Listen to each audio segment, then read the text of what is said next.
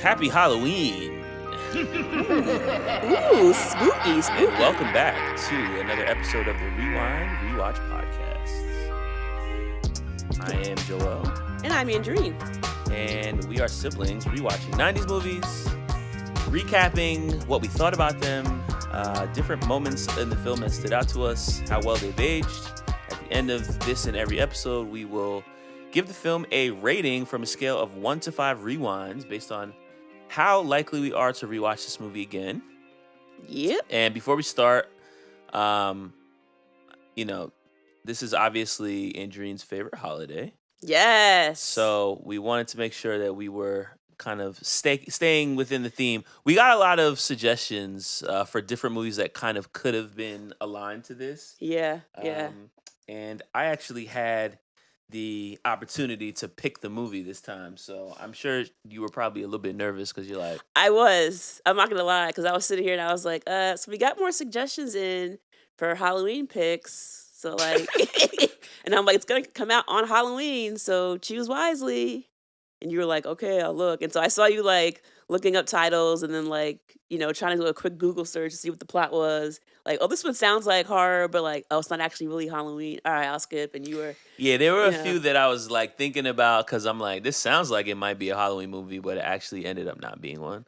I don't have as much Halloween scary movies in my, background. So this is actually a movie I've never seen before either. So this is my first watch. We're talking about The Craft, obviously, 1996.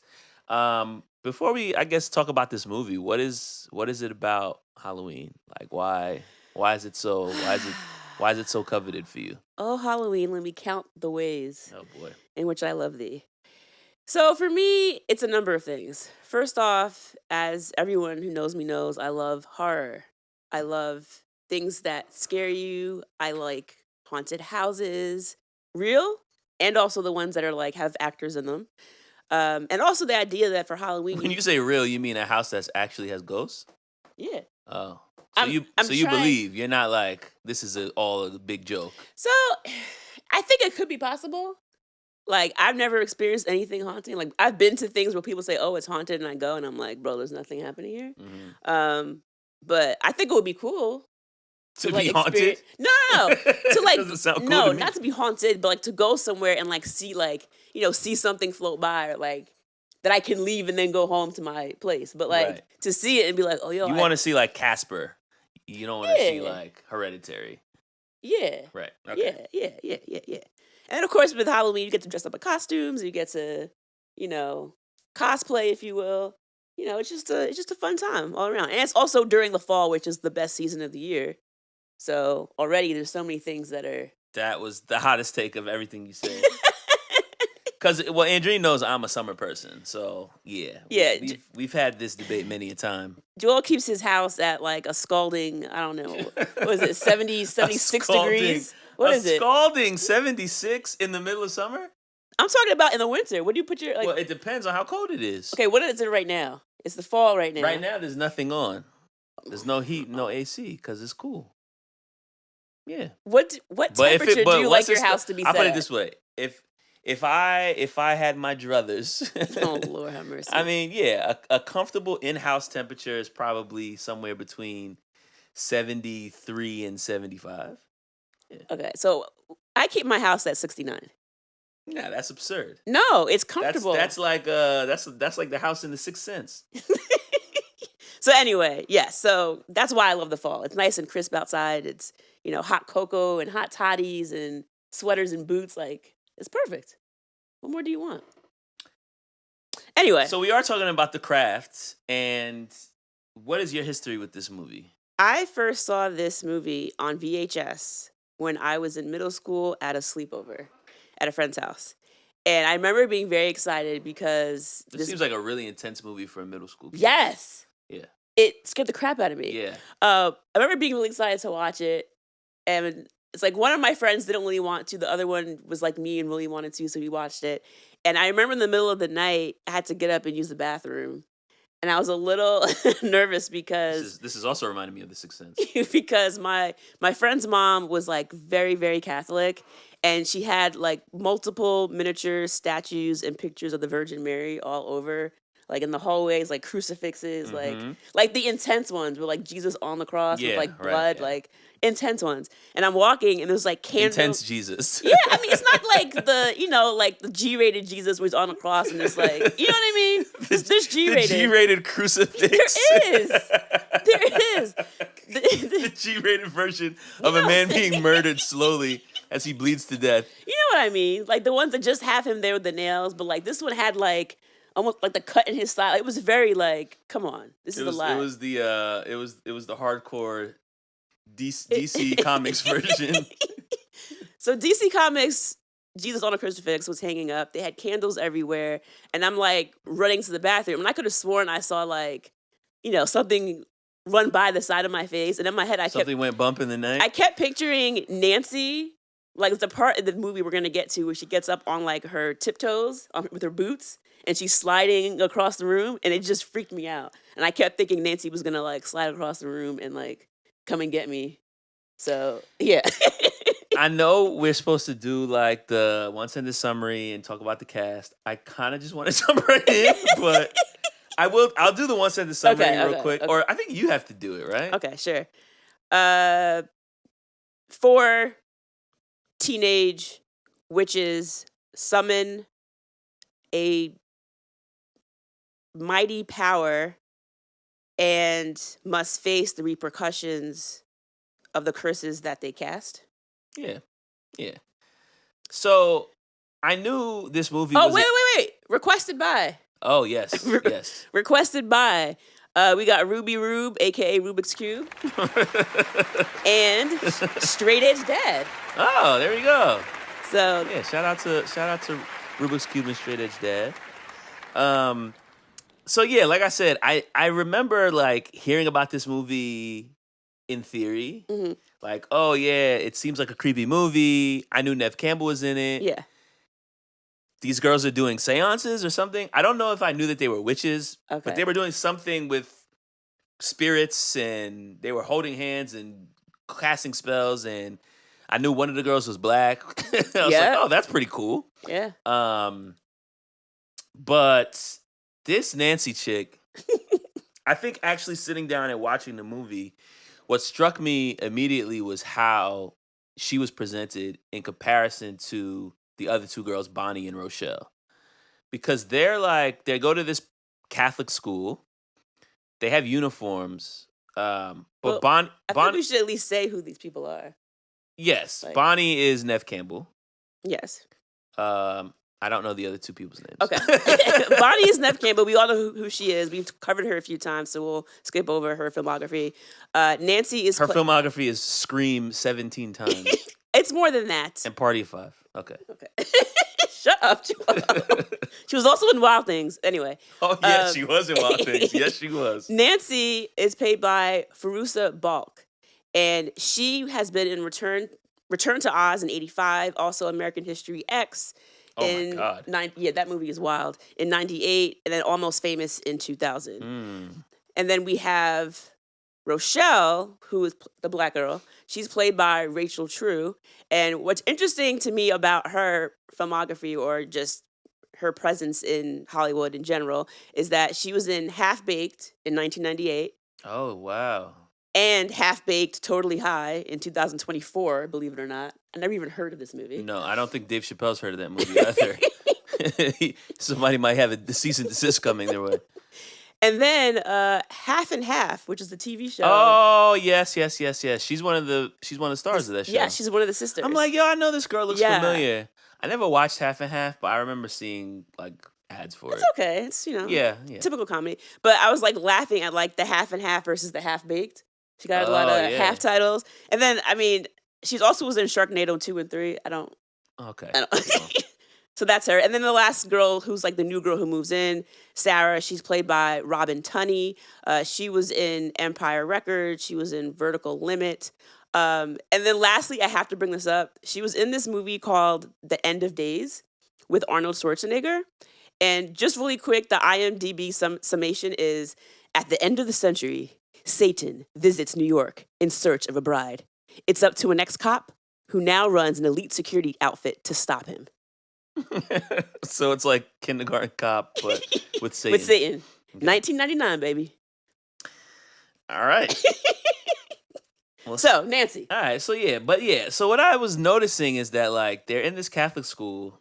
Bonnie and Rochelle seem to be, like, you could have plucked them out of The Craft and put them in, like, any other teen movie. You know, like, they're young, they're cute, they're bubbly, they just, like, kind of like playing around with this witchcraft stuff.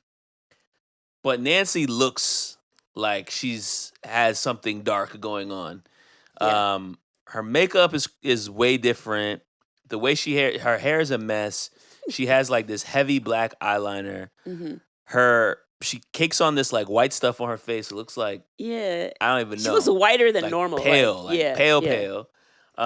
She goes to her locker at school and she has a noose hanging. Yeah, that was very disturbing. So it's like, yo, like this chick is like on something else. So from the beginning of the movie, it's like they're all together, they're all hanging out, they're all trying to do this witchcraft thing. But her energy is like way different than the rest of them. And then it's just kind of like, oh yeah, Nancy is just mean to everybody. But it's never really explained like why. Well, you see her home life. The assumption that we're supposed to make towards the end of the movie is that like she has evil intent. Sarah is a witch with good intent.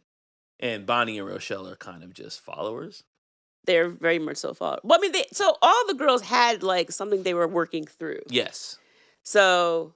And that's like the basis of the spell that they. Right. So, well, going back to Nancy, we know that Nancy comes from a very dark and abusive household. Like, yeah, her mom seems like she's like drunk half the time. Like, she's not really coherent. The mom's boyfriend is, I mean, abusive. Also a drunk. Yes, but also abusive. But he pays the bills somewhat. Like, their power goes out because he didn't pay the bill.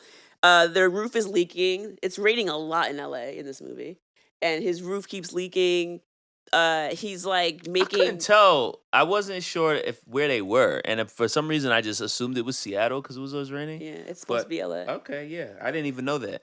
There's a line in the movie where one of the kids is in school and they're in French class, and the guy says, "This is LA. Should we be learning Mexican instead?" Oh, that's right. Of course, I do remember that Lord line. Have mercy. So that was how you figure out it's LA. But yeah, like there's like a leak coming through. He's not really taking care of that. Nancy's trying to walk around the house and he's like almost trying to like sneak like looks at her like up her skirt. Like it's just very inappropriate. And you can tell this is not an environment that anyone should be brought up in. So I think that might be part of it. That's definitely part of it. And you could tell that they also like don't have a lot of money because even the place that they live in looks like a trailer. It's a trailer, yeah. So it's like they don't really have money and her parents are like drunk and abusive. Mm-hmm. So that's kind of her problem. And then what's the problem with Bonnie? Bonnie has burn marks on her back from some sort of accident. People know about it, but yes, she has burn marks. She also has to have like these really excruciating treatments where there's like some sort of mechanical needle that pricks her on the back.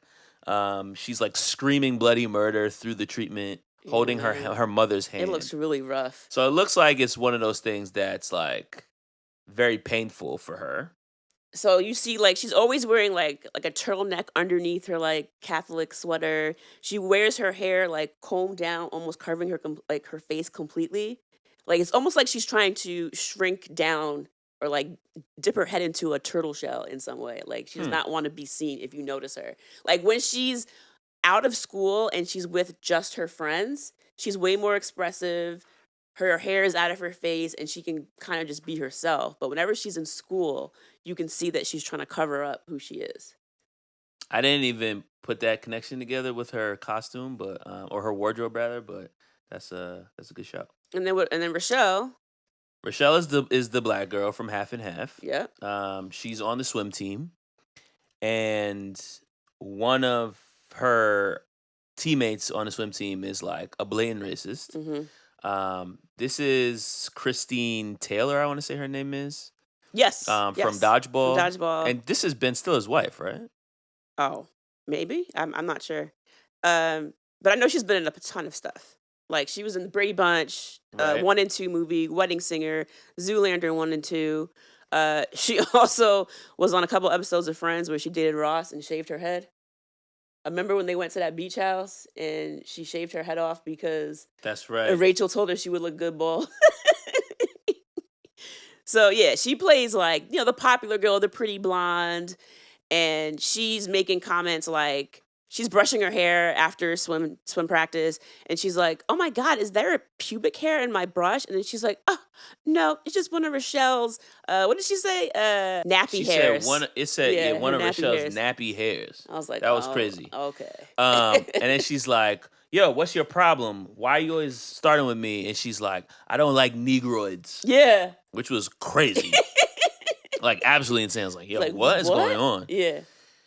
So the conversation I'm having with my partner as we're watching this, and I'm like, "Yo, do you think this is just like over the top writing, or do you think like people were actually just this mean in the 90s?"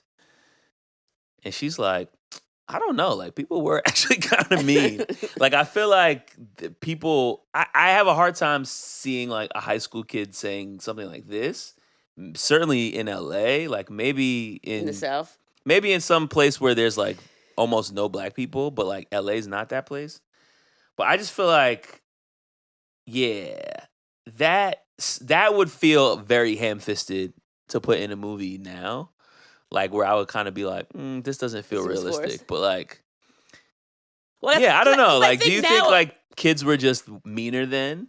Because obviously we're not in high school anymore, so maybe I'm looking at it from a biased perspective. I don't know. I feel like people are more coded now where they speak. Like it's more Right. like it's more microaggressions Right, than right. overtly just being Like I don't like black people. Yeah. Just saying that to the girl. Yeah, That felt yeah. like, oh my God, like that's crazy. And why'd she say Negroids? Yeah.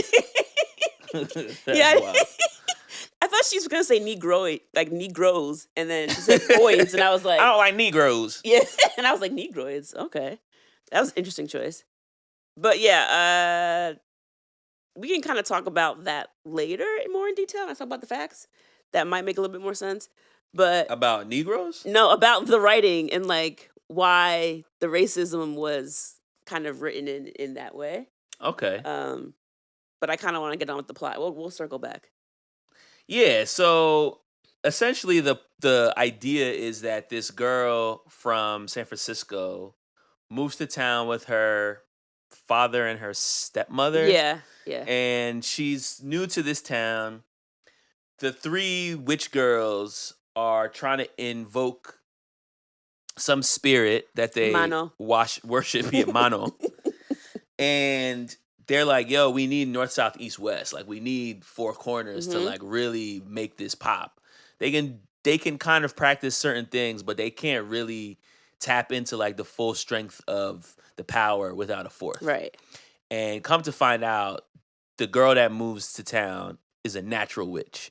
And they figure this out because she's sitting in class and she has a pencil that's like spinning on the desk without her touching it. Yeah. It's standing up on its tip. Yeah. And like rotating into the desk. I was like, bro, like. Which is also like, why are you doing this in the middle of class? Unless you want people to know you're a witch? Yeah. And no one noticed it but Bonnie. Right. Like, it's like no one else saw what was going on here.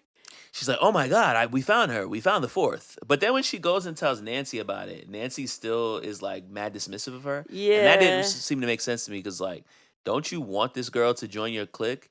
She's like, "Hey, can I come sit with you guys?" And Nancy's just like screw off. And Nancy looks terrifying. So I would never go and sit next to her. She looks absolutely crazy. Like the entire movie. The acting was phenomenal. I'll say that. And it's like, yo, the makeup honestly had a lot to do with it because it's Yeah. like, yo, why do you look like this, bro? And we're also, speaking of which, we're led to believe that Chris, played by my boy Ski Ulrich, Oh man. who's like the popular football jerk, right? Mhm. We're supposed to believe that he was hooking up with her at one point, and then he Yeah. kind of like played her to the side. And I'm like, in what universe would these two students ever be hooking up? Well, maybe it was younger. Maybe she changed the way she was looking after the fact. Like, I'm assuming she used to look different, and then somehow, at some point you change. Like, she wasn't in third grade dressing like this. So I hope they weren't hooking up in third grade. No, but I'm saying, like, maybe she's changed since that experience. Yeah, that's true. So basically, she tries to warn the new girl to say, like, look, like, Chris is a jerk. I get that he's cute. And Chris is like, as soon as Chris sees the new girl, Sarah, he's all over it. Like, he's like, hey, what's going on? Like, stay away from those girls, blah, blah, blah. But what I didn't like but about... also, like, yes, you should absolutely stay away from those girls. But so Chris was right in that regard. But what I didn't like about it was that when he was talking about the different girls, it's like, he's like, don't talk to Nancy because she's a slut, and don't talk to Bonnie because she has these weird, like, burn scars, which is like, okay. But then, like, he completely disregards that Rochelle's even sitting there. Like, the black girl gets... He didn't want to say it, but he's like... she's black. Yeah. Do you really want to hang out with her? It's like, bro, he didn't even, like, acknowledge the fact that... No, he didn't. And I feel like that to me felt like more accurate. Like, to just completely disregard the black girl even exists felt more real than, like, the whole Negroid conversation. But then there's also another part where, like, he's talking to them and he's like, why do you hang out with those girls? Like, one of those girls has a really big head and she looks like a Saint Bernard. And I'm like, which girl is he referring to? Well, that must have been Rochelle, because even when there's a part later on in the film when they do the whole light as a feather, stiff as a board, and they get her to levitate in their bedroom, and even the other girls that she's hanging out with, they're like making jokes about her head being big. Yes. And I was like, this is weird. This is weird. Like, I didn't feel like she had a big head. No. So that's why I was like, why is this the joke? Like, they used to make big head jokes in Martin about, like, Gina, but, like, she has a big head. Yeah. Like, that actually makes sense. Or you make like fun George of Lopez. Will Smith's ears. Yeah, or George Lopez. He has a big head. Right? But then it's like, this girl, Rochelle, did not have a big head. So, like, why is that such a prominent feature in this script? It could have been anything else. I don't know. I mean, I guess it could have just been like, haha, she's black. black, But that I think was there to differentiate, like, this specific bully on the swim team of, like, she is the racist, and we have to get back at her for being racist. Yeah. Got it. So the last one is Sarah, who I said obviously moves in, and her whole thing is that she has a bunch of unresolved trauma because her mom died while giving birth to her. She has a lot of self-confidence issues and has already previously tried to kill herself by slitting her wrists. The correct way, Bonnie points out. Yes. So Bonnie was very impressed by that. Something about that, though, I remember my little child brain when I watched this in my friend's house. I was like, wait, that's the right way to cut. Like, again, I've never been suicidal, even thought about doing it myself. But in movies, you always see people cutting their wrists, side to side. And so seeing it in the movie, it's like, she's like, oh, you actually did it the right way. And I was like, wait. The right way is not side to side. Like, the right stuff. I was like, oh, I'm learning something new from The Craft. Yeah, well, creepy and educational. And then also she expresses to the girls that she has had hallucinations in the past of, like, snakes and rats and, cockroaches. And she's like, I even will close my eyes and say it's not real, it's not real. When I open my eyes, it's still there. So it's like she's dealing with a lot of inner demons that she's trying to work through. And then she goes to the school and she meets Chris, and Chris is so cute and he's attractive. And he's Skeet Ulrich, baby. And although Nancy's telling her, like, this guy's trash, she doesn't really quite believe it.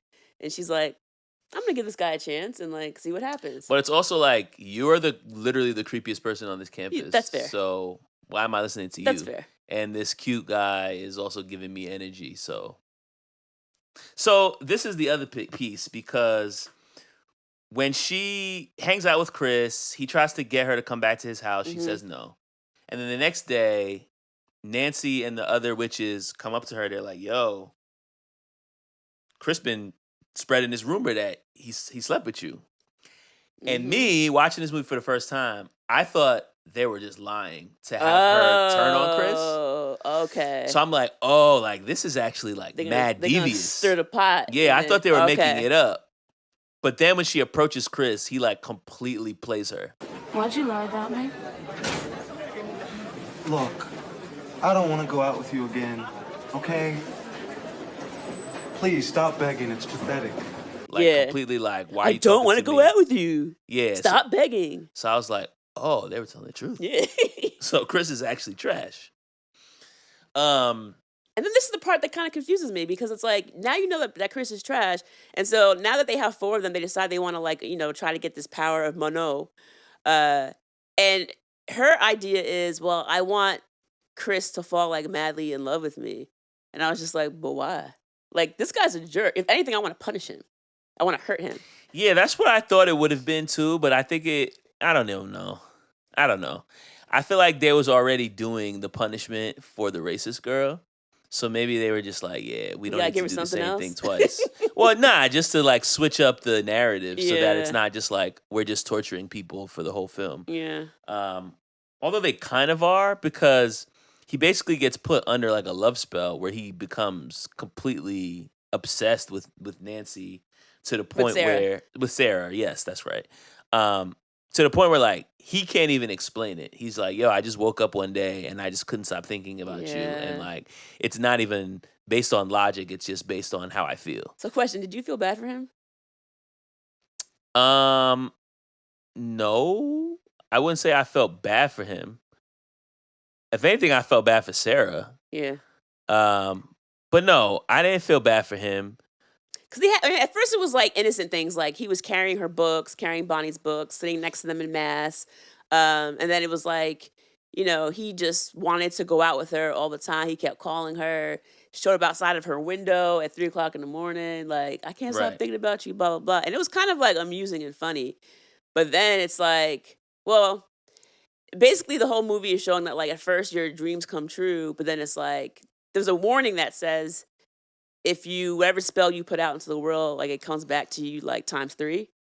Because they Right. have this like magic shop that they go to. This woman owns the store, and this is where they're able to get their different books of spells and their candles and their crystals and all that. And the woman warns them, like, if you're gonna invoke the spirit of Mano, like this is a very powerful spell. So like do it with caution. And of course they're in high school, so they're like, girl, whatever, we're gonna do this thing. Sarah's hip though. Like from the beginning, Sarah's kind of like, yo, like maybe we should. And the two dummies, Bonnie and Rochelle, they're just tagging along with whatever. Like they're just like, this is interesting and fun, and we're just excited about it.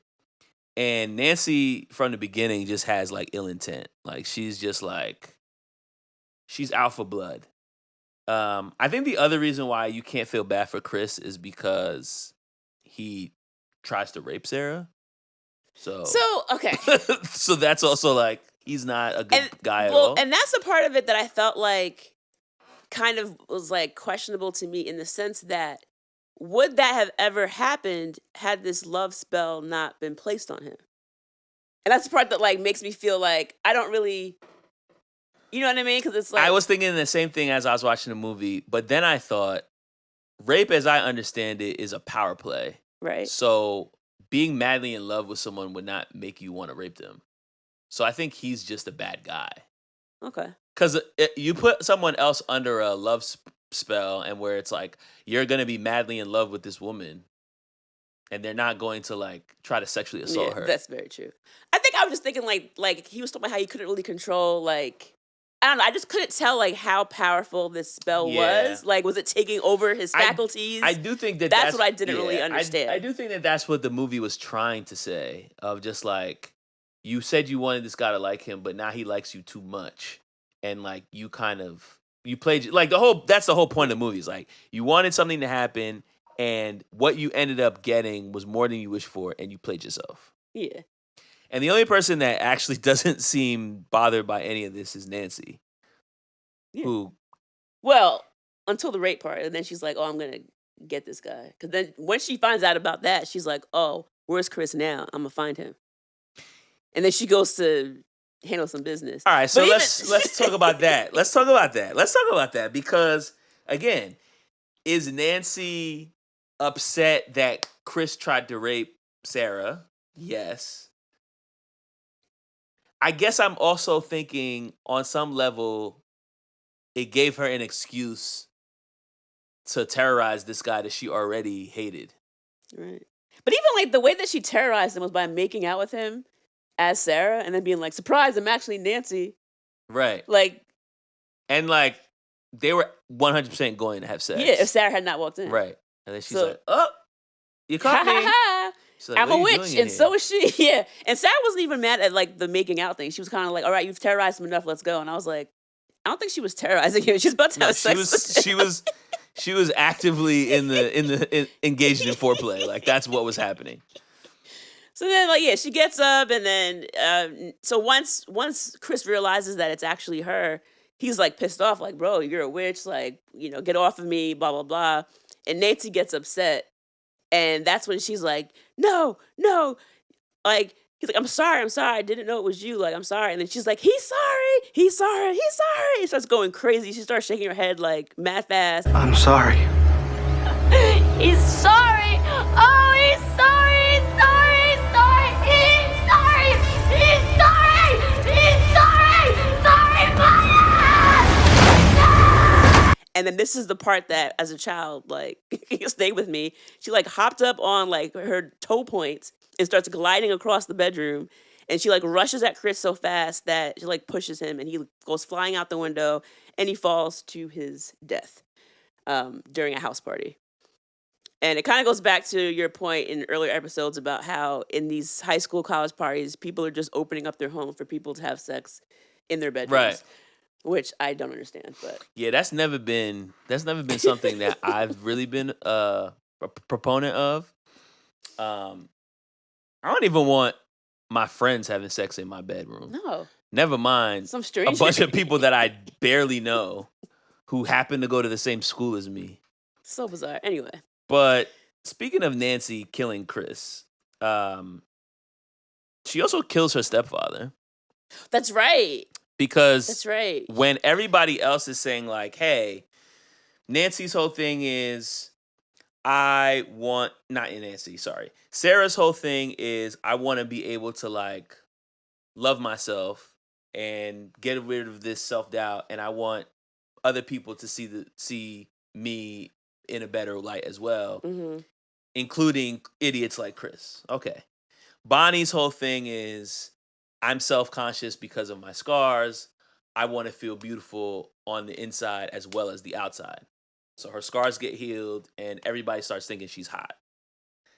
And Rochelle wants vengeance because she's the black girl in this white school, and she's like, yo, I want racists like the person on my swim team to basically like see the error of their ways. And the girl who was been terrorizing her hair starts falling out. I mean, that stuff was wild. Like, the way her scalp, like, it wasn't just like, oh, my hair is falling out. It was like, there were like different patches of like just cuts and abrasions on her scalp. She looked like she was like slowly dying from the head down. Like, it was pretty gross to look at. So did you feel bad for her? Rochelle did. Kind of. She didn't do like, anything to stop the spell. Because initially, she was like, oh, yeah, it's starting to work. Her hair's falling out in handfuls. Ha ha. And she's laughing with Bonnie. But in that one scene when the girl, what's her name? Laura, is sitting in the shower in the gym. Right. And she's just sitting there crying. And she's like, I don't know what's going on. My hair just won't stop falling out. Rochelle kind of like backs away. And she's looking like, oh, this is a lot. Like, I don't think. She doesn't. No, she didn't try to stop She it. doesn't say like, yo, guys, we went too far. She's just like, oh, this is crazy. And then she just leaves. Like, the only person that actually tries to reverse the spells is Sarah. She's the only one that actually feels bad. That's true. Because then when she goes back to the magic shop and she's like, yo, what can we do? How can we reverse these spells? And she's like, you can't reverse a spell. You just have to let it run its course. Yeah. Like, once you let something out into the world, like, it has to do what it does. Like, you can't turn it back. You gotta pay for your actions. But I say all that to say... Oh, Nancy killing her. Nancy, like, it wasn't something where she felt like, I have this self-conscious thing that I'm trying to fix, right? Nancy had a thing, Sarah had a thing, Bonnie had a thing, Rochelle had a thing. Nancy didn't seem interested in any type of self-improvement. And well, they said she didn't want to be white trash anymore. That's what Rochelle said. Like, the money was kind of like they kind of wanted to have a better life. Like, I mean, her home life did suck in her defense.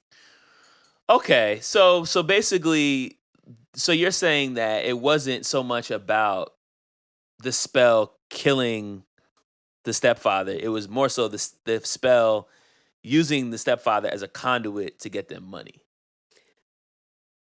So yes and no. So like yes, that's exactly what happened, but she didn't know about the money until after he was dead. No. So, but yeah, I think getting him up out of the way would have at least helped from getting assaulted in her house. Right. So either way, him dying was a good thing. And that really only happened like that one night because he was spazzing out. And then she was like, yo, like, relax. Oh yeah, he was like being abusive to her mom. Yeah, so she was like, yo, relax. And then she spazzed out. And then next thing you know, he had a heart attack. And in the ambulance, you see the mom like crying. And then she's just sitting there staring at him. And I'm like, oh, she's about to make his heart stop. Which she does. And they learn 100%. later on that he had this policy and it was like $175,000. Now, what's funny about that was when I was a kid watching it, I thought that they got like this big house. I don't know why I remembered it this way. They got this big house, blah, blah, blah. And so I'm thinking they got mad money. And so watching it back now, I'm like, 175 is not like that much money to get a huge house in LA. No. Even in 96. They did get a penthouse apartment though. But they got like but at least an apartment makes more sense than buying a house. Yeah. In my head, I thought it was a house and I was like, oh, it's just an apartment. Okay. But that makes sense. You know, a one bedroom, because she said the bedroom's over there. So it's still a 1-bedroom apartment, living room and whatever. So I'm like, I guess that makes sense. And a jukebox. Well, mommy wanted her jukebox. Yeah. So that made sense to like actually live. I mean, if that's all that Nancy had done, I probably wouldn't have felt bad if all she had done was get rid of the father-in-law. Nah, it's like once she got the powers, then she's like, yo, I'm killing people. Like that was the whole thing. Like, I'm killing my stepdad. I'm killing Chris. They kill somebody early in the movie, which that was the next thing I wanted to talk about. Oh, that's right. The man with the snakes. Yeah, so what was your read on this man with the snake? Because there's a guy that shows up early in the movie when Sarah it's like the first 5 minutes, when she first moves to LA, she's unpacking. Some strange man who looks homeless shows up to her front door holding Snake.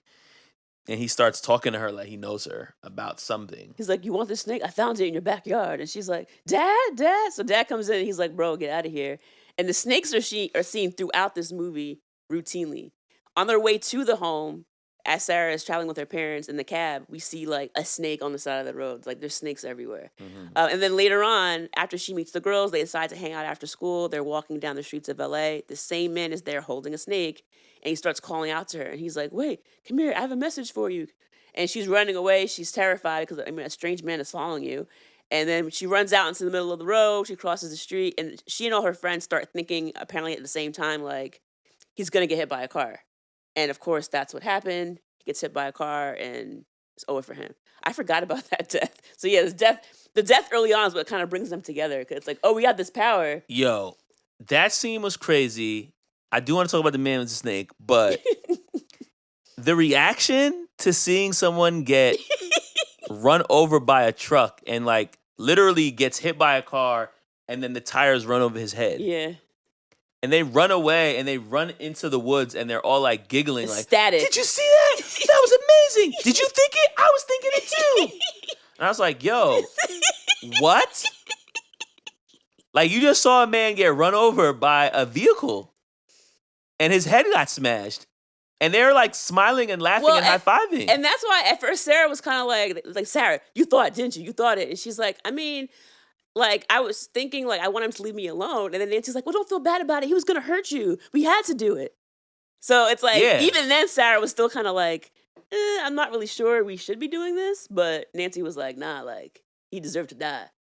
And you're right. They were very but I think... I thought that was so... I'm like, yo, so these people are like... really evil. I think the excitement was supposed to be more about the fact that our powers work. With our powers combined. Yeah. I don't think it was we killed someone. I think it was like, wait, we all thought something and it happened. That was supposed to be the point. They probably could have used a different example, I'm sure. Right. But that was just kind of like, bro, like, you know, he was dangerous. Y'all murdered somebody. He was dangerous. Maybe. I think he might have just been sick in the head. I don't really think he was going to hurt them. Well, I guess my question why I brought him up in the first place is like, what was your read of that character? Like, what was he supposed to represent? Like, what purpose did he serve? Because he comes up twice in the movie. Yeah. So, like, what was he? I was kind of lost on that one, to be honest. I was thinking about it at the beginning.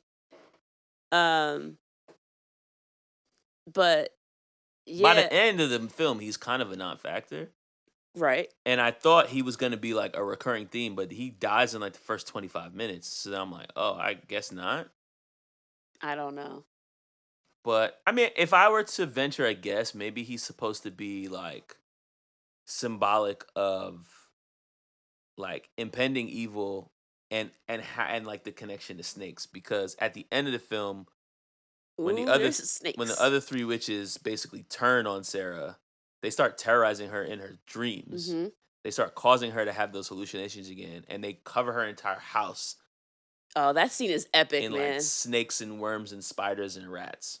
So maybe he's supposed to be a representation of like foreshadowing of like something's coming, snakes. I don't know. So he was like the warning. Maybe he was And then- warning him and to then stay away they- from her. And then they killed the warning. Oh, I like that read. Yeah, maybe he was saying he And was. she feels bad, and they're like, no, don't worry about it. Yeah. Oh, I like that. Yeah. Yeah.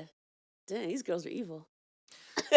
So my next question was going to be, you mentioned Menno. hmm I don't know if he's French or whatever, but who or what is Menno?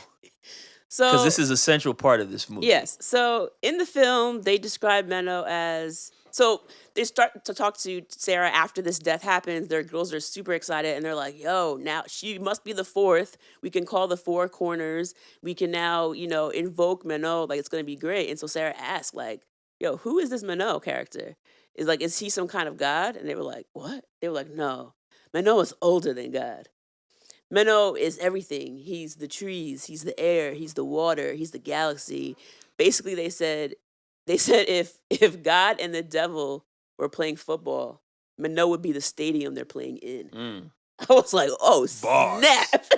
Bars. Like, Menno is huge. So that gives you an idea. It's like he's basically like nature, right? But like everything, like all encompassing. And my girlfriend says, why they keep saying him? Because they're basically just describing Mother Nature. And I said, Oh.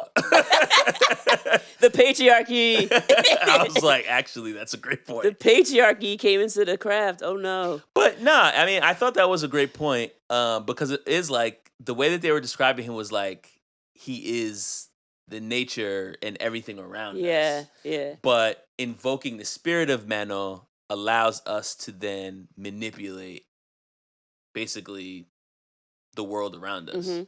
Because we see, so they decide one day, since everyone else's, wishes or curses are coming true, one day they decide to go down to the beach because now they want to invoke the spirit. And Nancy is super hype about this. Well, she buys a book of invoking the spirit from the bookstore. Right. And the clerk is like, yo, like, that's some serious stuff. Like, do you even know what you're talking about getting this book? Like, maybe you should think twice about it. She's like, I'm a big girl. I can handle it. She's like, all right, like, if you're going to pay me, then fine. Yeah. Because y'all haven't been paying for none of this Right. stuff. Oh, yeah, the The 5-finger beginning- discount. In the beginning part, they just visit the store and steal from this woman. Only Sarah pays for her stuff. Because she's the Right. good girl. She's the only good witch. Like, Yeah. this is what we know. Yeah. So then it's like, nah, I'm paying for this. Like, that's how badly I want Menno inside me. She wants Menno coursing through her veins, bro. Nah, he coursed. And then this is the whole thing. Like, he courses. After they have That's this, this scene they have this when they whole, invoke the spirit. they have this whole thing on the beach, and they the wind is blowing, like, the wind is howling actually in the middle of the night, and they have all these candles set up and these crystals, and they're chanting and they're holding hands, and then at one point they all raise their arms up to the sky, like, I invoke thee, Menno, and they do this whole thing. I invoke thee, And Menno. and then like lightning starts striking all over the place. Lightning hits the ocean a few times. It's just out of control. And they all pass out. Next morning they wake up and they're like, yo, you see Rochelle, you see Bonnie, you see Sarah, and you don't see Nancy at first. You're like, well, what's going on? And then you look up and you follow their gaze, and the girls get up and they walk over to the water, and you see like Nancy is walking on the water. Yeah, she is. And then she's like, Menno, I can feel him. He's inside of me. Yep. You feel that? You blessed me. I can feel him running through my veins. He's still in me. And so it's like, oh, she got her wish. But then what's crazy about this to me is she gets off of the water. They're all looking at her like in amazement, like, wow, that joint actually worked. And we hear some sirens in the distance. The girls keep walking over to another side of the beach, and when they do, we see that a number of like sharks and whales have come up onto the shore because they were killed by the lightning strike into the water. And they're all on the shore. And so Nancy sees this and she runs over to the closest shark. And I'm thinking she's going to be concerned to be like, yo, we just like, what happened? Like, all these animals are dead. Instead, she goes over and she's like, do you see this? This is Minot's gift to me. Mm-hmm. This is a gift. But other girls are kind of looking around like, bro, like, and How? and also Sarah's looking like, bro, this is not like, you just killed mad animals. Yeah, and it was like sharks. It was like a bunch of beach sharks, and they're all dead. And so It's like, wait, what? she's like, oh, Mano, I received your gift. And Nancy's already weird from the beginning of the movie, but it does feel like one of those things where it's like the weird girl in the school is like trying to be extra weird just because she's like playing into the role a little bit. But she gets like manic once at this point, and really from this point to the end of the movie, like she really starts, she kind of, this Nancy character, she kind of reminds me of like Harley Quinn from like DC Comics. Yes. Like she gives Harley Quinn energy. She would be like, perfect for that. She's like crazy. Her eyes always look like she's not all there. Absolutely. Yeah, she definitely gives me Harley Quinn vibes. I actually, have you ever seen the Harley Quinn, the series, the cartoon series on HBO Max? No. Yo, that joint is so good? funny. Oh, it's funny. Yo, it's so funny. Like it's like a comedy, but like adult comedy. Yeah, yeah. So like they be like cursing on there. They be having people like gory, like blood. People's getting ripped up, their bodies ripped in half and stuff like that. But then they like be cracking jokes. It doesn't feel like anything else like that you've watched with Batman in it. Like it's very like off the beaten path. But anyway, she gives me Harley Quinn vibes. I see that. So then at this point, after Chris dies, Sarah's like, yo, I can't do this anymore. Y'all are wilding out. And she basically decides she wants like out of the circle. Bro. And so she goes back to that magic shop to talk to the clerk, and she's like, what do I take you to the magic like? I need to do something. Like, I don't know what to do. Because the girls now, they start getting into her dreams. They're causing her hallucinations. And they threaten her in school. She's hiding in the bathroom. Bro. When they come in, they like push open the door. She's sitting on a toilet, and Nancy's like, what are you doing? Hiding from us? And she's like, no. And she's like, you want out of the circle, don't you? And she's like, I just think it's gone too far. And she's like, well, you should feel fortunate. It's not like back in the day. Because back in the day, like, you know, witches used to kill other witches who, like, deserted their coven. And it was like, bro. But I also know you've killed 2 people. 3 counting the first guy. Right. So, like... Well, we all killed that guy. Well, but yeah. Like, you're trying to kill me? Well, the whole thing is, when Sarah realizes these girls have gone too far, she tries to basically cast a spell to bind Nancy so that Nancy can cause no further harm. But after she tries to bind Nancy, she basically sees the 3 girls terrorizing her in her sleep. Mm-hmm. So now she's not only stressed, she's not only scared, but she's also sleep deprived. And then when they approach her in the bathroom, they're like, yo, like, by the way, like, don't ever try to bind me ever again. When Nancy said that, I was like, what? So she's like, wait, what are you talking about? Like, she tries to play dumb. Yeah. Like, girl, like, I know. That's right. Then she said to her, like, how do you know I want to leave the circle? And she's like, Nancy points to her head and she's like, you're thinking it. I can read it. Because you remember, Nancy has taken in Minot's power. So now she's like almost like an ultra witch. Yeah. And so Sarah by herself trying to... She turned into Jafar at the end of Aladdin. The most powerful sorcerer in the world!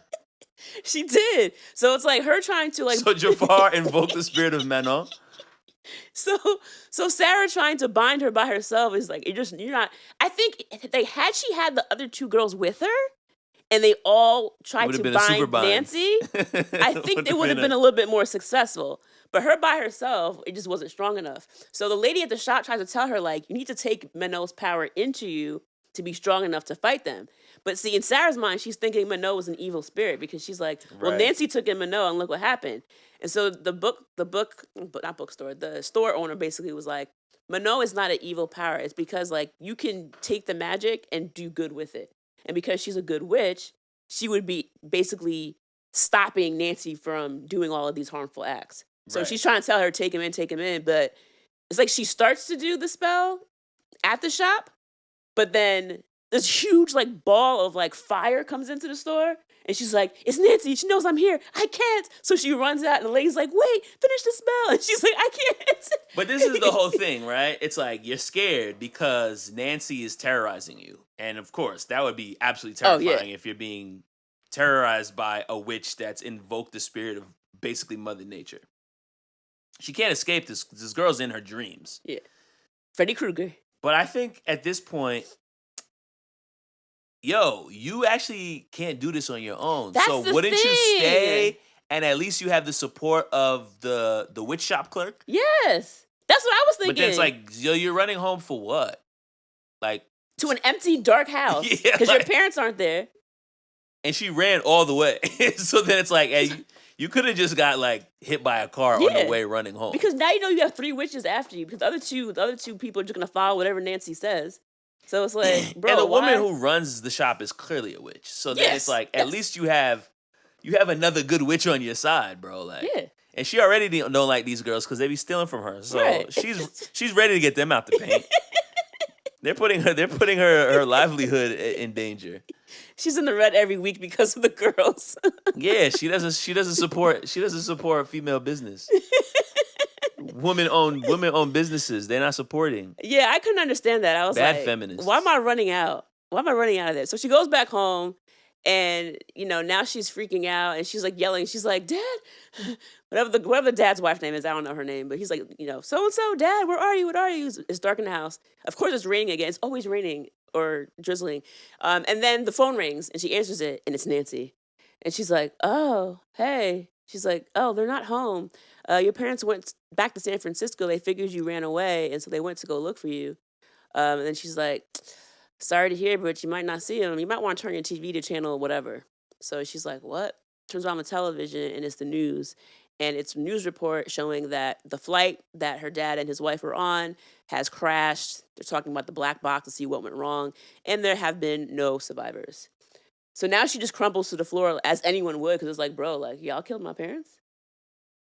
And they're not Like- done yet. Because Like, then, what? Because then they show up to the house. Yo, that scene, I'll never forget it, because I was just like, yes, you know that, like, they're bad, but in my head, I just figured they were going to, like, terrorize her. Like, They did. but then I was just like, yo, they killed her parents. The signs were there from the whole movie. It's like, yo, I've been killing people this entire film. I know. This is what I'm about. Like, I'm using these witch powers to get people out of life. Like, I am trying to eliminate people from living.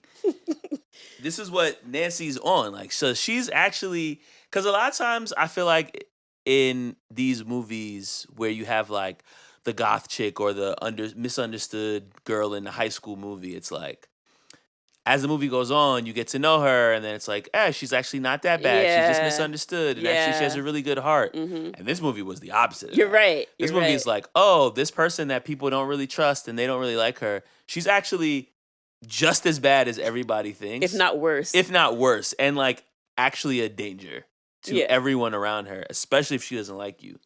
Dang. So yeah, this scene in the dark, she's in the house. Of course, they show up, and And this is the scene with all the bugs and the rats. And yeah, The rats fall into her hair. Oh my and god, the snails. snakes everywhere. Snakes everywhere. There's mice. They're coming coming out of through the the toilet. pipes. The They're coming- pipes. It's just disgusting. It makes your skin crawl, and you're like, It bro. was, I'm like, yo. Because it's either they're actually there, which is terrifying, or they're not actually there, but they're making you envision it, which is terrifying. which is also They can like, control your oh, I'm mind. going crazy. Yeah, yeah. Either way, it's not a good look. So then they show up, and she runs upstairs into her bedroom and like closes the door, and the girl. No, she runs into the bathtub because it's the only place where there's Oh, no bugs. That's right. That's right. That's right. Like, they infest the entire house. it was They're crawling on the ceiling. They're coming through the vents. just gross. It was so Like gross. it just makes your skin crawl watching that scene. And So then Nancy's like having a good old time. She's just like, this is, oh, she's so pathetic. You're so pathetic. Go to your room and cry. You know, does this whole thing with her. Well, they're trying to get her to commit suicide. Yes. Like they show they up draft a note. and they're basically like, yo, we're not gonna stop terrorizing you. So you might as well just kill yourself. Mm-hmm. Like this is the only way out. And you have a history of suicidal attempts. So you know you could do it again.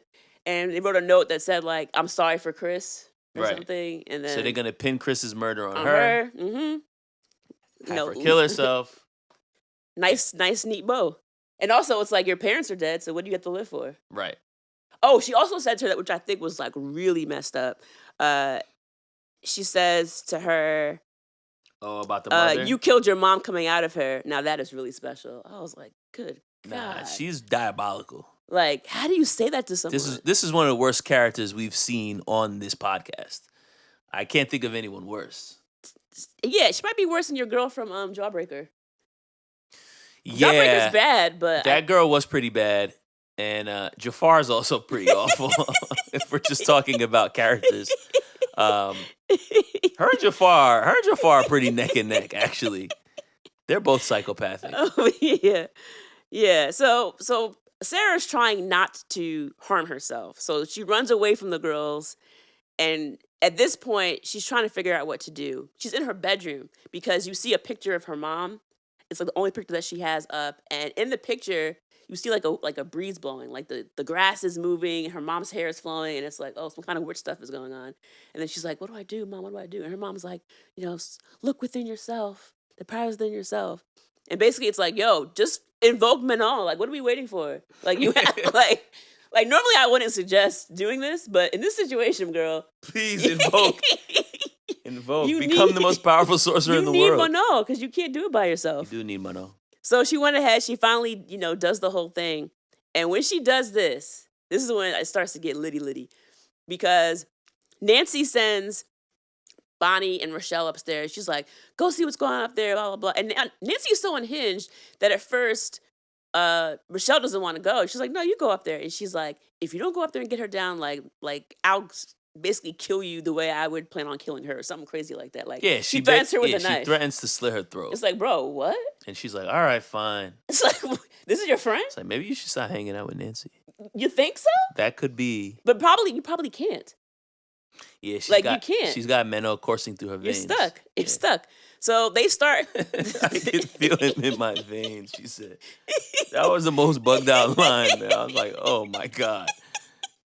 This movie's turning up. So the two girls start walking up the stairs and there's a hallway mirror. And as Sarah's doing her whole Manon thing, she basically says, like, let them see something. I forget. So they look in the mirror and Rochelle now sees her head, and it appears to be what Laura's head looked like. Her hair is coming out like crazy. The entire top of her head is completely bald with different like marks on it. And then Bonnie now has scars all over her face. Because the whole thing was, whatever you give out, you'll get back times three. So yep. She was like, it was something that rhymed with that. It was like, what you give, you get times three. Let them see. Yeah. So then it was like, what was that? Do you think that was like, hey, I'm going to get in their head and have them hallucinate? Or was that supposed to be like a premonition of like, this is what will happen to you if you keep this up?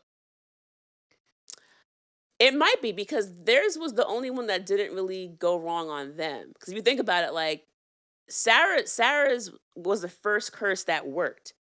Chris was the first one that started to show interest with her, like, the next day. Mm-hmm. And then it got so out of control that he tries to assault her. Right. The other two girls, like, stuff, Bonnie's, now she's fine and she's, like, just being mad narcissistic. And the other girl's hair is falling out. But nothing really has happened to them. It hasn't fired back. So maybe it was a premonition to be like, yo, y'all are doing all this, but by the end of the day, it's going to come back. So now they're like, either way, whether or not she got into their head or it's a premonition, they were like, oh, we're out. Because you messing up my face. Bonnie was like, my face? She said, Yeah. So they ran out that house. They're like, Nancy, you're by yourself. Now Nancy's like, what's going on? Nancy goes up there, and this is where it's like the witches showdown. It's like witch on witch. And I mean, like, this fight is epic. At one point, Sarah has Nancy hallucinating, and she starts seeing like a cockroach run across her face.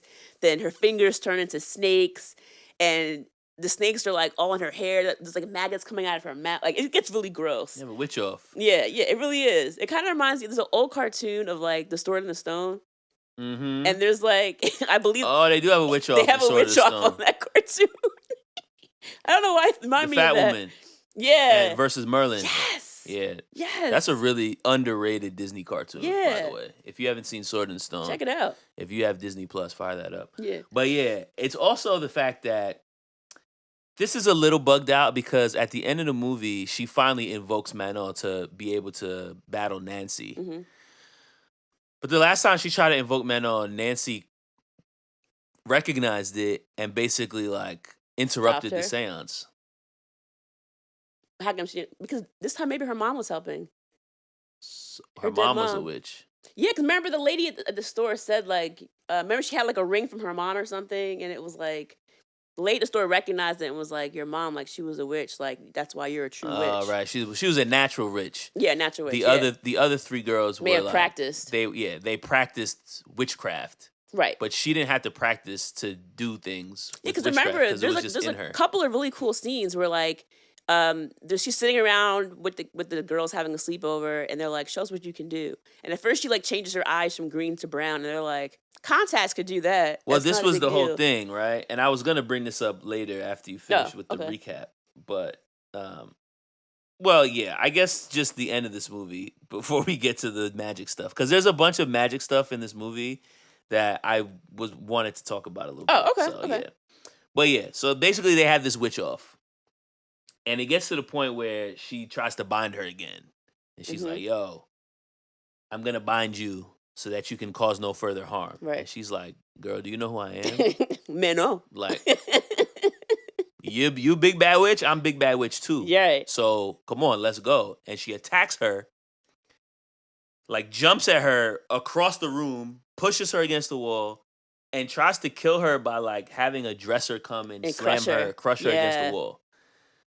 But then when she moves away, she just sees Sarah's clothes there, but she's not there. So she has her knife still, again, just like Jafar. Yeah, you're ready to stab her. She's in full on Jafar mode. So she's like, give me the lamp. And she tries to stab. She's trying to figure out where Sarah is so she can stab her. But all Sarah's done is like make herself invisible. Yes. So she reappears within her clothes and like kicks super her. kicks Nancy across the room. It was like Street Fighter. Yo, it was like the Rick James sketch from Chappelle's Show. Like, wah-pah! And she said, "What?" And she like I was like, flew bro. across the room, crashed into some mirror. Of course, there had to be some shattered glass. You have to have the glass, yes. And then I was like, And then is she dead? She's just knocked out. And then she's like, I bind you, Nancy. And she's able to complete the binding because now Nancy's apparently unconscious. She's unconscious, right? Yeah. Yeah. So she's able to bind her successfully. And then at the end, real fast, the two girls, Bonnie and Rochelle, show up at the house. Turns out her dad's not actually dead. The whole thing was just, smoke screen. They played with her head They a little threw bit. glamour. Yeah, it wasn't real. And so they're like, we're sorry about that whole, and Sarah's like, trying to kill me. They're like, well, we didn't think it was going to go that far. I was like, bro, y'all were riding with Nancy. You literally said, kill yourself. we need you to kill yourself. Like, oh, sorry about that. It's like, what do you think she's going to just be like, it's all good, guys. It's cool. You want to hang out Friday? So Like, no, you tried to get me to kill myself, bro. They asked her if they want to hang out sometime, and she was like, I'll think about it. And then they were like, How about you hold your breath till I get you an answer? Oh, yeah, right. So then Bonnie says to them, like, oh, do you still have your power? And Rochelle's like, because we don't have ours. And Bonnie looks at her like, girl. And she's like, she didn't answer them. So then they start to walk away, and then Rochelle's like, she probably doesn't have her powers anyway. And then Sarah turns around, the wind starts blowing, the sky gets overcast, and then a lightning bolt comes down and strikes this huge branch from a tree, knocks the branch down just like mere inches away from where the girls are standing. The girls fall down, and she looks at her, looks at them kind of just like, bro. Like, so it's very obvious her powers are very much intact. But they've lost theirs, which is interesting. Well, she's a natural witch and they're not. So their power comes from the community. four. They need all four. That's right. They need the whole coven. That's right. Their power comes from community. They don't have a community anymore, so they can't do it by themselves. this woman's obviously not gonna hang out with them anymore. And she says to them, like, don't end up like Nancy. And when they show Nancy, So at first I'm thinking, yo, Nancy's dead. But it's arguably worse. Worse. They show her in the psych ward, and has restraints on her arms. She's tied to the bed, and she's talking about, like, you know, I can see him, like, it's Mano. He gave me power. I can do whatever I want now. I can fly. I can, ow. He gave you something up. But it ain't the power. But I can fly. I'm flying. I'm flying. I'm flying. I'm flying. She's going crazy, and of course, they put drugs in her, you know, in her vein to calm her down. And, like, just... Got something else coursing through her veins now. Like, just the facial expressions that she makes when she's in the bed, and she's, like, these weird smiles and weird, like, moves in her head, and she's just like, I can feel him inside of me. And I was like, bro, she is out here. Nah, this girl's... The acting was phenomenal. I was like, yo, she looks like an actual mental patient. So you know what this made me think? And this is probably a little philosophical, but, like, if someone... Say, for example, people in psych wards, they have hallucinations, or they have alternate personalities, or they have multiple personalities, or they have different, like, understandings of how they see the world, right? And then for everybody else who's, like, quote unquote normal, it's like, oh, this person's crazy. Mm-hmm. And having seen this film and seeing, like, Nancy's situation where, like, she's talking about having powers that she got from the spirit and this, that, and the third, and it's like, oh, this girl's crazy. And even the psych ward nurse is like, yeah, he gave you something, girl, but it's not power. And it's like, yo, I wonder how much it like, or even like the way that Snowfall ended, right? Where it's like, oh man, that hurts my heart. It's like this crazy wino who's talking about I used to run the glory streets, days, and it's like, bro, what are you talking about? But it's like, he did. actually did. Yeah. And, you know, it's almost like people who end up going crazy, so to speak, it's like, it could be that, like, something amazing happens in their life, and they're unable to, like, handle with losing it. You know what I'm saying? And then it's kind of like their brain snaps because they're not able to then readjust to, like, the other reality. I guess what I'm getting at is, like, maybe people aren't necessarily crazy, quote unquote, but, like, there's multiple planes of reality happening at the same time, and we're just in one and they're in another. I've read, like, different, you know, of course, fictional stories that deal with that type of idea of, like, like your brain, like you think you're somewhere else, but, like, the people in this reality see something else happening, and it's like you can't communicate to them what it is that you're experiencing or feeling. It's like a Black Mirror episode. Yeah, kind of. It almost is also like people who've seen Hereditary. There's a very similar thing going on there where it's like certain people are talking about there being spirits and possessions and things of that nature. And other people are kind of like, no, like, you're just going through a mental health break. And it's like, well, no, this actually happened. Right. But, like, how do you communicate that to someone without sounding like you are insane? So, yeah, it's just, Nancy is completely screwed. That's how it ends up, basically. Because now it's like she knows what happened, and no one's going to believe her, and she's basically going to be hopped up on drug medications for the rest of her life. It's actually quite sad. But did she deserve it? Yeah.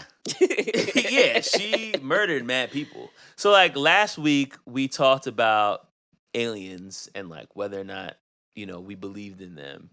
And so I guess in terms of this movie, do you believe in, like, this stuff, right? Like the spirit world, hauntings, witchcraft, like, you know, if you had a bunch of people who practiced the craft.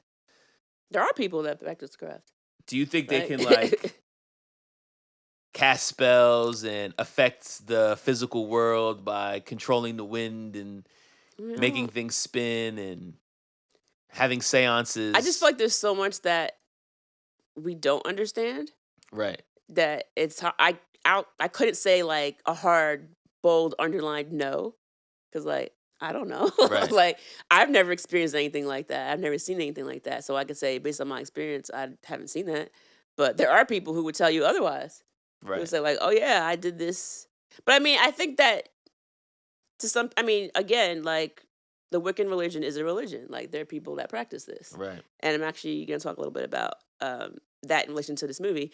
And so, yeah, I'm sure they would tell you, like, absolutely, I was able to do X, Y, and Z. Yeah, because it's also So- like you were talking about like going to haunted houses and like, oh, like I go to these things and nothing ever happens. Yeah. And nothing ever does. I wonder, well, yeah, I guess that's really why I'm asking the question is like,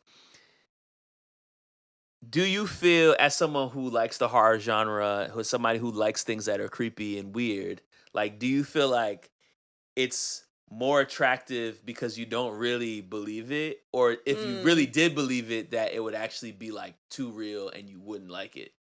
Like if you went to a you know, a haunted house Mhm. and like but something started whispering in your ear, scratching like, my back. you start seeing some weird thing, and like you're with your husband and he's like, I didn't see anything, and you're like, yo, I saw it. Like, would that be like, That yo, would be creepy. this is cool, or it's like, yo, this is actually getting too real? So here's the thing. I feel like if we both saw it, that would make me feel better than if just I saw it, if that makes sense. Right. Because like if we both saw it, then I'd be like, oh, like, yo, there's something in here floating. Like we both saw it. And we could maybe explain it away. Maybe people are putting on a show for us. Maybe, you know what I'm saying? Like it could be anything. But if I'm like convinced, like, yo, I saw or felt or heard something, and he's like, bro, there's nothing here. Yeah. Then I would be like, wait a minute. You didn't feel that? And then that would be a little bit worse. So Like, I'm good on the haunted houses for the time being. It's no longer fun anymore. I'm not having a good time anymore. But I mean, guys. yeah, I don't know. I guess, I don't know. I mean, it kind of goes back to the whole idea of religion, too. Like, there are people who, in any religion, could be like, oh, yeah, I prayed to whoever being, and then this happened. Or I saw someone get healed. Or for me, it's like, bro, I've never seen, like, oh, someone, you know, had leprosy and the spots went away. Like, bro, you saw that? Like, you know what I mean? But if you saw it, you saw it. Like, but I've never seen anything like that. So it's like, I don't know. I do wonder if the people who like don't like scary movies or don't like haunted houses and things like that, like if these are just people who believe it more. So it's harder for them to find the enjoyment or like the fun factor, opposed to people who like are like, this is all just fun Smoke and and mirrors, games. yeah. Where like I can just go and watch a scary movie or go to a haunted house the same way I would go to watch a magic show. Right. Where it's right, like, oh, exactly. this is all just like special effects. Right. And I'm not as nervous because I don't actually think it's real. Well, there also is a belief that I've read or heard before in different podcasts, because I love my horror podcast. Well, they'll say things like, for people who don't believe in certain things, it can't affect them. It's almost like you have to believe it for it to bother you, to harm you. So it's like, if I don't really believe in this, and it's like Skeleton Key was a movie, was something kind of like that happened, where it's like you almost had to believe in that type of magic, otherwise it couldn't affect you anyway. So it's like, just don't believe, you'll be fine. Theoretically. All right, well, you heard it here first, guys. What do you think is the theme of this movie? There was a couple that I pulled out. I think one, they pretty much say explicitly, right? Like this idea of magic is neither good or evil. It's magic can be used for good or evil, but it depends on the heart of the person who's wielding it. And so this concept that like power in any concept or in any manifestation rather is only as strong or as good or as bad as the person who has it, right? Right.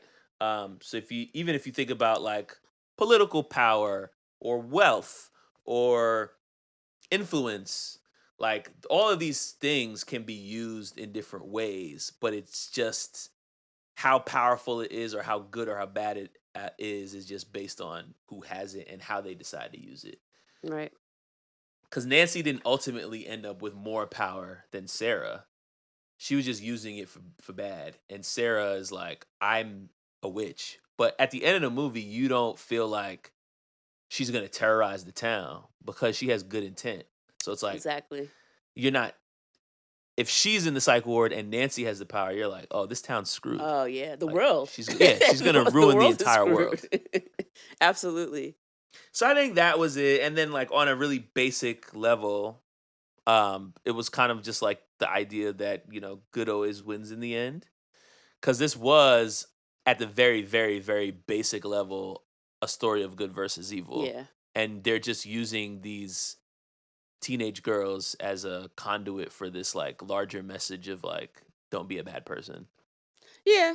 I mean, I kind of had the same thing. To me, it would just kind of just sum it up is just, now I lost my train of thought. I was going to talk about the power and I lost it. Okay. It'll come back to me. I'll get into the facts. So, there's a lot here, but I'm going to try to minimize. Fairuza Balk, who was the actress who played Nancy, she actually knew a lot about paganism prior to doing this movie.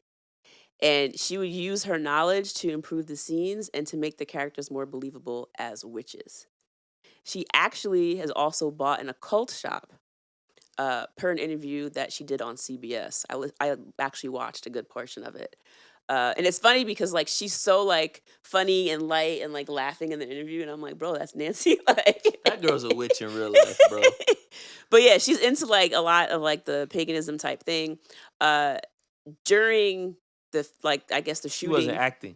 During the shooting of the movie, they hired someone named Pat Devine. Her title was the first officer of the Covenant of the Goddess of the Wiccan religion. And she was able to basically give them pointers to make sure that the depiction of the film was as close to real life as it could be. However, the use of the god Mano and the spells that they used as far as like the verbiage, they were all made up because the director didn't want to use actual like Wiccan things in the film. He was like, I don't want to. And then you have a bunch of 13-year-old girls repeating it because they just watched The Craft after light as a feather, stiff as a board, prom. Light as a feather, stiff as a board, and all of that. So the cockroach on Fairuza's face was fake, but the snakes, rats, and all the rest of the bugs were real. The house they used was actually a sealed set, and the roaches were bred especially for the film so that if they escaped, they cannot reproduce. So it was a bunch of real bugs. That's very gross. Hey, you want it to be real. Now, during the ritual scene on the beach, strange things occurred. Fairuza, the girl who played Nancy, got sick before filming.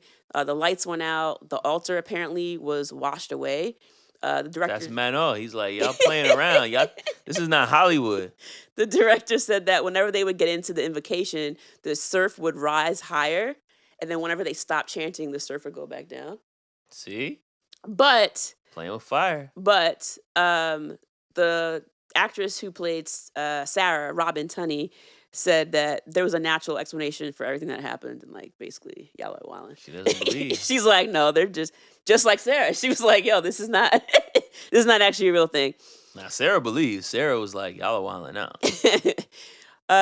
Now Rachel True, who was the black girl cast as Rochelle, initially the character Rochelle was supposed to be a Caucasian girl, and her issue was supposed to be bulimia.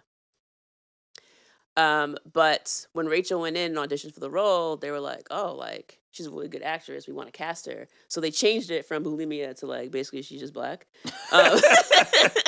What's her ailment? She's black. And that's kind of the thing, because Thanks she was lot, like, guys. So I was watching an interview she did with Yahoo, and she said, quote, I remember thinking, do they see blackness as a problem? All the characters have issues, and to me, being black wasn't an issue.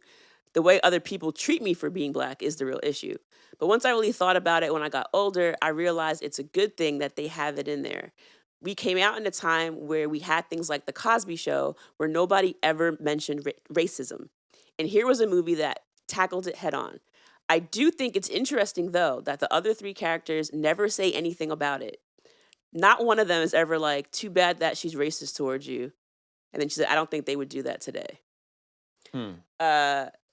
She also has spoken out and been very verbal about the fact that the publicity team was not great when it came to promoting her as the one black actress. Mm-hmm. The movie poster that came out that year mentioned the 3 girls and then basically skipped down the call sheet. Like, her name is not mentioned on the poster. That's crazy. And I went online and looked it up, and it's 100% true. Like, you see all 4 of them, the craft picture we all know and love, but her name is not listed on the That's cover. insane. Now it is, but back then it wasn't.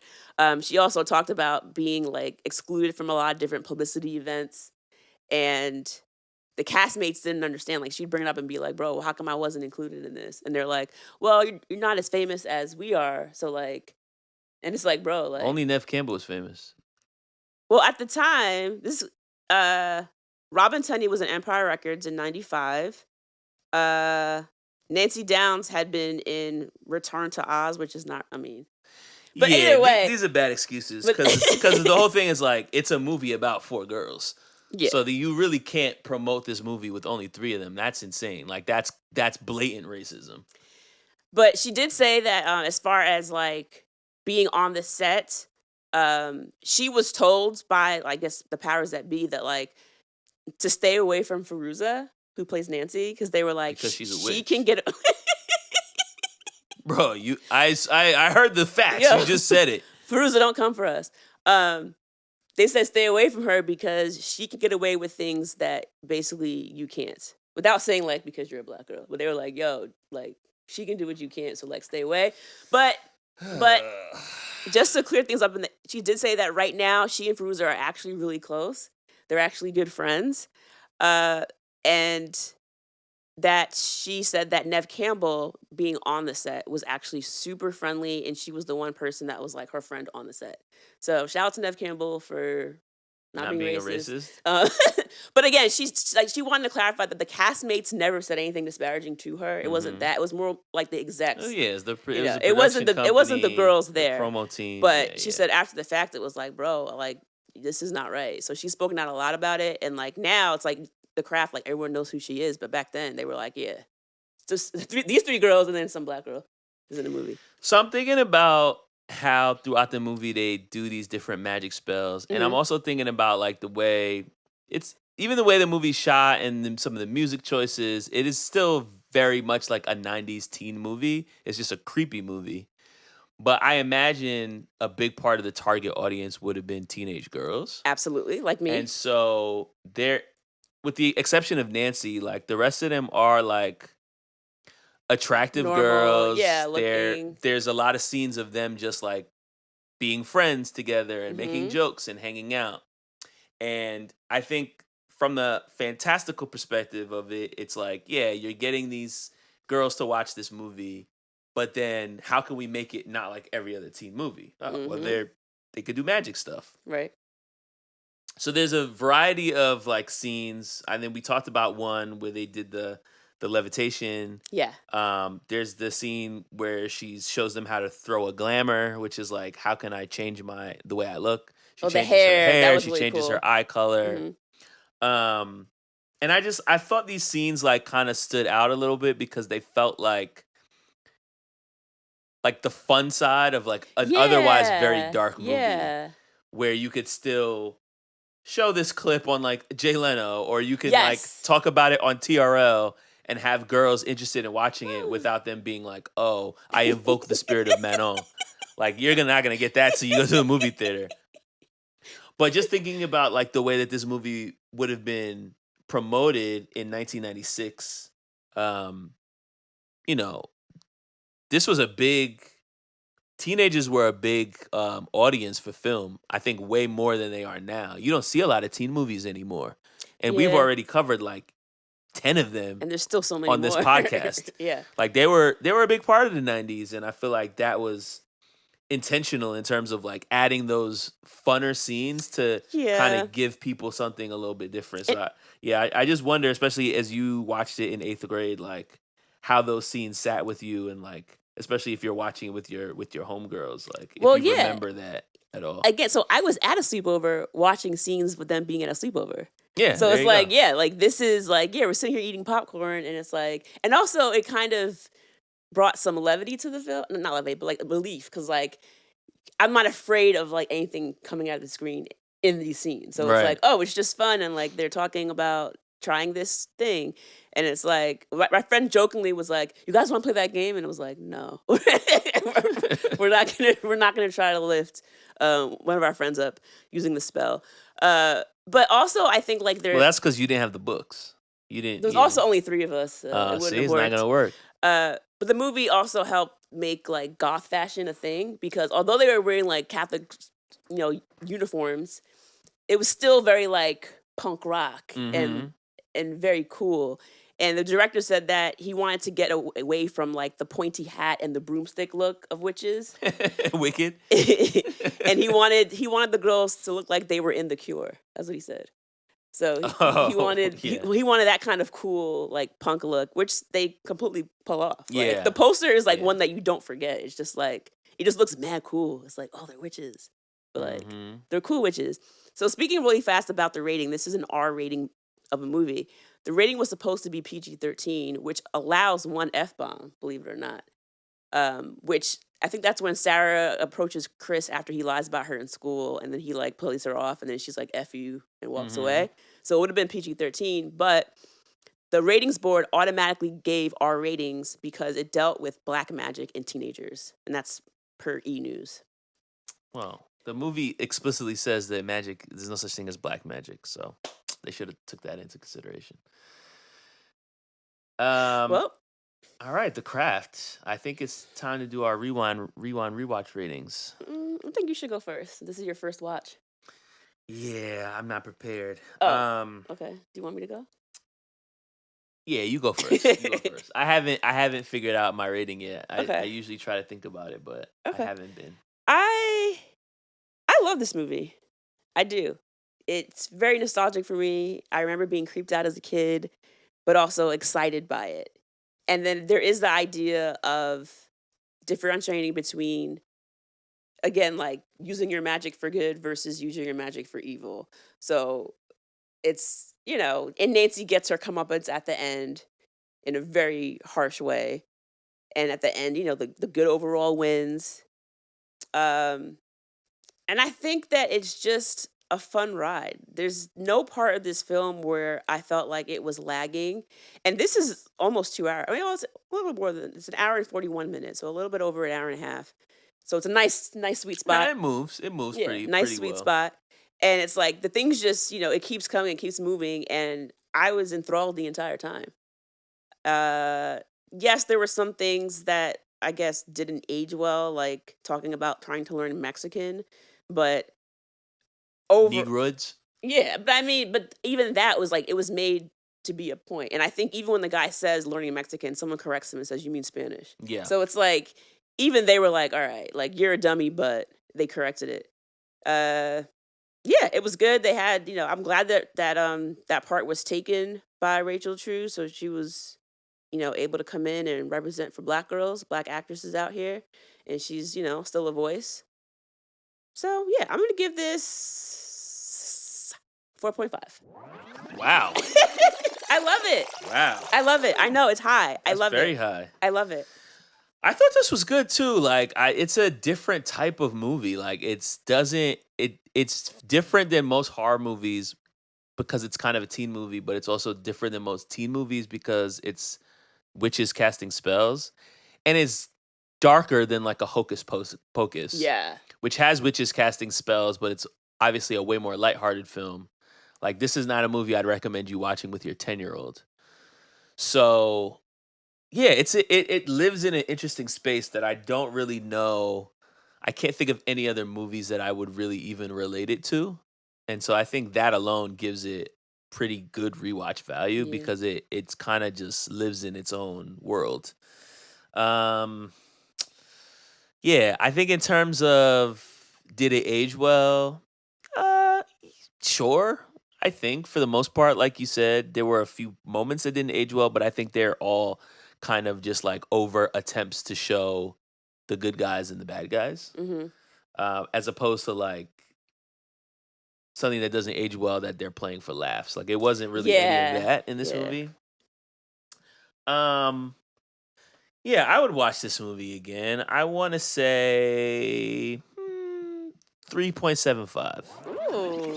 Yeah, this was a pretty decent pretty decent first watch. I think the rewatch value is pretty decent too.